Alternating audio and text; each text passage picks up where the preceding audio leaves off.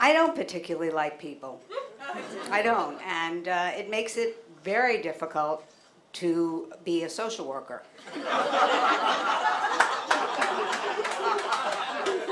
Which is the reason I don't like people. So it's circular.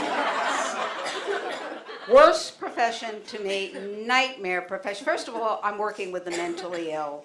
I hate the mentally ill. I particularly hate schizophrenics. I do. I do. They come into the office with those voices. Those voices. I have my own voices. I have generations of Jews in my head pulling down my self-esteem. I don't need your voices. And their voices, they're always from appliances. The refrigerator is talking to them. The stove is talking to them. Here's my advice. Stay out of the kitchen. God in heaven. And then they give you settings to work in that are like a nightmare. I was the director of a 32-bed residence for the mentally ill. Perfect. So my phone is ringing, middle of the night. I get a hysterical person on the other end. They tell me, I can't fall asleep. I'm having a panic attack. I told them, you're not supposed to fall asleep. You're the overnight staff.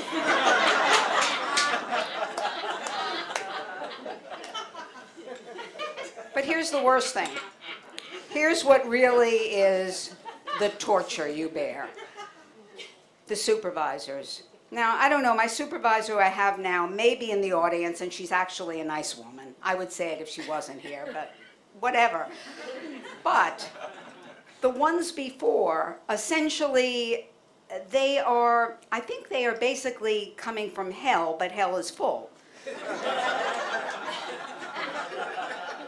So they're sent back onto earth to be my supervisor. Fine.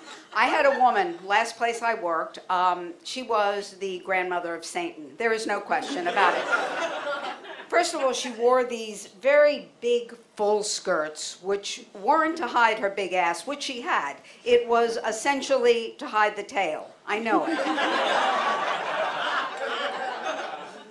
Never wore nice shoes. Well, how could she? How are you going to cram a cloven hoof into a designer shoe? Can't happen. And when I would have supervision with her, I would get nauseous from the smell of sulfur. I mean, it was torture. So